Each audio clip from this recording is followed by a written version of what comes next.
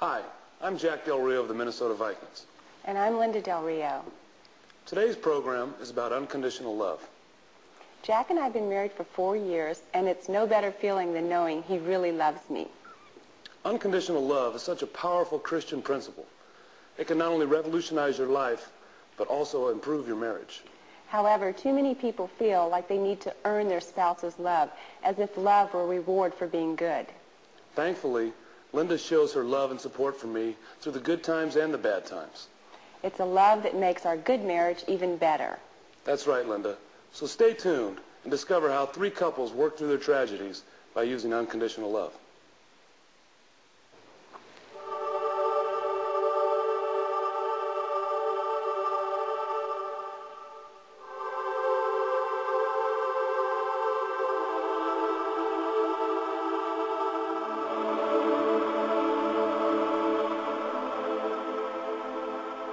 Many times I thought, stop the car, let me out, and when you get a real job, you come back. Another woman, I felt, accepted me for who I was at that point. And because of that, that's when I had an affair. I wanted a divorce, and I didn't want to go on with the marriage because at that particular time I felt it was easier for me.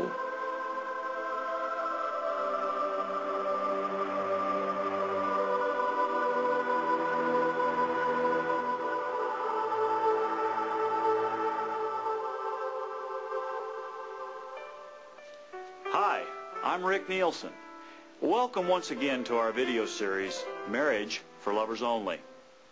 What would you do if there was no friendship or romance in your marriage? How should a wife deal with an abusive husband who comes home drunk late at night after being out with the boys? And what happens to a marriage relationship when financial disaster hits or health problems bring you face to face with the possibility of death? Well, today we're going to hear from 3 couples who have dealt with those heart-wrenching situations in a remarkable way. Here we were in a marriage, and it started off stormy. He didn't trust me. He hadn't given me all of his love. We tried to communicate, but it didn't work. All he was telling me was, I want you to do this, and if you do this for me, then I'll love you. And I was saying, well, if you love me, then I probably would do those things for you, because I would feel loved and secure in our relationship. And so it was a constant battling of wills and a constant battling of expectations, and neither of us got our expectations met at all. I wanted her to almost be my savior, per se. And I wanted her to meet my every need. He decided that since our marriage wasn't going well, that he would try to destroy it and end it somehow. I mean, I was abusive, both physically and verbally. And then eventually I left her because I didn't want to be around her. And I knew that if I was to stay around, I'd probably end up in jail. I mean, because it had gotten that bad. 6 months into the marriage, where I just said, Lord, I just want out of this. Some physical and emotional abuse had already started. He would get angry with me and just, be physically abusive. Not necessarily punching me or giving me black eyes or broken bones. Not that tough of physical abuse, but grabbing me, putting his hands around my neck, pushing me, and things like that. And just a lot of emotional and mental abuse too. A lot of cutting down and saying, I don't want you anymore. I became very hurt, very embittered, and then found myself starting to, look to the world to satisfy, my needs. Because then it was like no matter what I did, I felt accepted. If I was going to a bar, everybody accepted me. I could joke around, have a good time, everybody accepted me. At my job, it was a secular job. I could say whatever I wanted to, I could joke around, and people laughed, and that made me feel good. And because of that, my relationship with my wife, it just drove a wedge between us. And basically, I couldn't relate to the things that she would share with me, and I felt like she wasn't really listening to me. And because of that, that's when I had an affair, because another woman, I felt, accepted me for who I was at that point. When I found out that my husband was in an adulterous affair, he told me about it eventually. And he knew that it was wrong. And he said that it would stop. And I believed him, and then I found out that he was still seeing her. And I just felt so deceived. There had been so many lies told. I had to decide right then and there, am I going to show my husband God's love, no matter how I feel, no matter what I'm going through, or not? And at that point I decided I had to. And then I saw that the Lord really was doing a work in her, in Denai, and that she just started praying for me and just dropped all her expectations. The Lord dealt with her as far as loving me unconditionally. And I know that that was hard, because I was not an easy person at that point to love at all.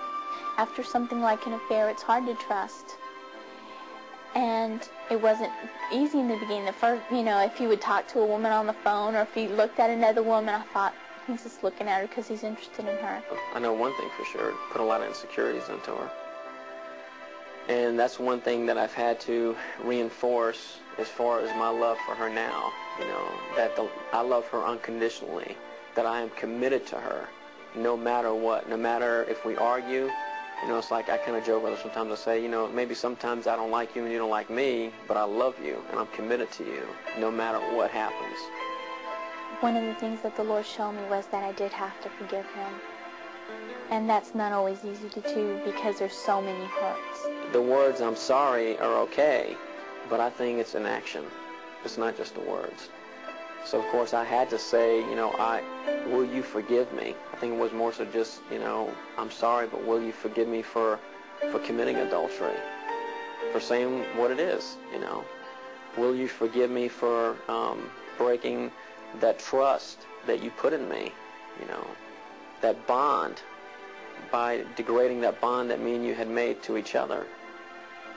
And in my actions from this day forward, I will prove to you my love for you, my commitment to you. So it's more than just saying I'm sorry. It's actions.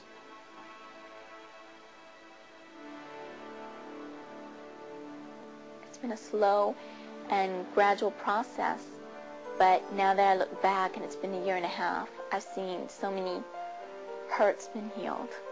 When I have needs now, he sees that somehow that they're met. He cries out to God for me now. And it's so wonderful, because it's something that I never had with him in the beginning.